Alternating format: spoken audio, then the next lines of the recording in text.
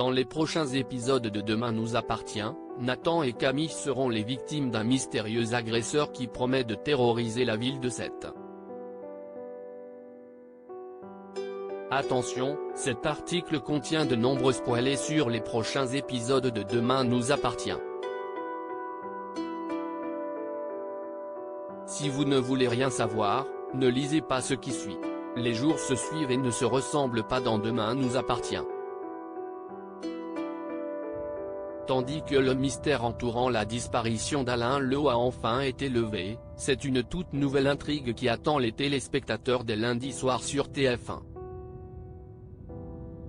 Intitulée Pieds et poings liés, cette nouvelle arche narrative promet de semer l'inquiétude dans la petite ville pas si paisible que ça de Sète. Dans la bande-annonce disponible sur la plateforme MyTF1, les lycéens passent une petite soirée tranquille au Spoon. À cet instant, Dorian, Ryan Hubé, Camille, Elisa Ezedine, Adam, Alain Lebar, Amel, Maëlys Sadal, Nathan, Adé, et Julie, Lou Noéry, sont alors loin de se douter que ce moment de convivialité va virer au cauchemar. À commencer par Nathan qui sort du bar bien mal en point. La tête qui tourne et les oreilles qui sifflent, l'adolescent titube dans les rues de la ville avant de s'effondrer inconscient.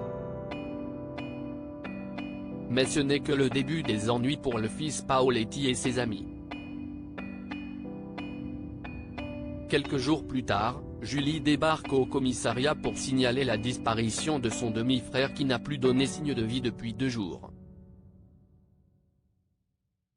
Et lorsqu'Audrey, Charlotte Gaccio, et Mona, Catherine Benguigui, retrouvent le téléphone portable de leur collègue dans la benne à ordures du Spoon, la situation devient d'autant plus inquiétante. Tandis que la police lance un avis de recherche pour disparition inquiétante, l'enquête va prendre une tournure inattendue. Sa sœur n'a pas dit qu'il avait bu juste un cocktail? Ça veut dire qu'il aurait été drogué? Déclare Damien, Adrien Robe, en découvrant les images de Nathan qui s'évanouit dans la rue. Visiblement, le policier a visé juste puisque dans les images suivantes on peut voir Nathan enterré vivant dans le sable jusqu'à la tête avec une pancarte à côté de lui sur laquelle on peut lire drôle. Heureusement, les enquêteurs semblent avoir retrouvé l'adolescente avant qu'il ne soit trop tard. Malgré tout, on peut légitimement se demander qui peut bien lui en vouloir. Entendu par la police, Étienne, Patrick Guérino, raconte de son côté: j'ai surpris une conversation téléphonique. Son père s'engueulait avec quelqu'un. Apparemment, il sait qui a fait ça à son fils. Comme souvent dans les mauvais coups qui ont lieu à Sète, Victor Brunet, Farouk Bermouga, pourrait bien avoir un lien avec tout ça. En effet, Bruno, Kevin Lévy, ne tardera pas à rencontrer l'homme d'affaires pour avoir quelques explications. Vous pensez vous en sortir comme ça?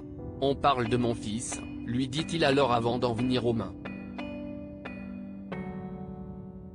Une altercation qui se déroule sous les yeux des policiers qui les ont apparemment pris en filature.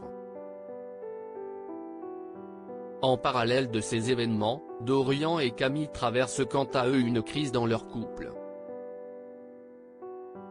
Il faut dire que lors de cette fameuse soirée au Spoon, la fille Perrault, qui était ivre, a embrassé Adam après s'être disputée avec son petit ami. Un moment d'égarement qui a été pris en photo et publié sur les réseaux sociaux.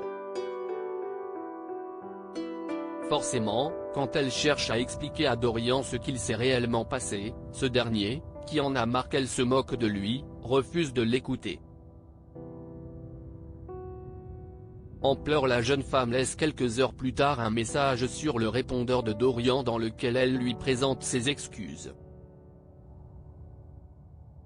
Pendant qu'elle marche dans les rues de Sète, une personne vêtue de noir fait irruption puis lui injecte un produit dans le cou.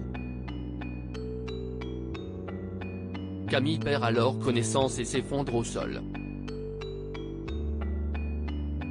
Que cherche ce mystérieux agresseur? Et pourquoi s'en est-il pris à elle? Est-il celui qui a drogué Nathan? Si les prochains épisodes du feuilleton quotidien de TF1 ne manqueront pas de répondre à ces questions, tout pourrait être en réalité lié à Dorian et la famille Curtis.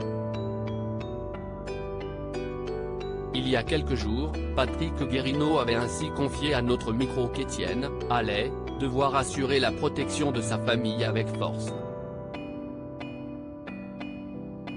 Et le comédien de poursuivre, le passé d'Étienne va ressurgir car il a eu une jeunesse un peu compliquée.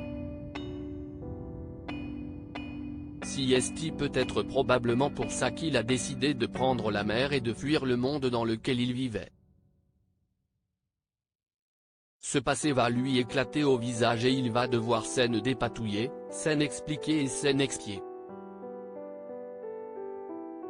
En définitive, Étienne va surtout devoir sauver son fils qui sera dans une situation compliquée.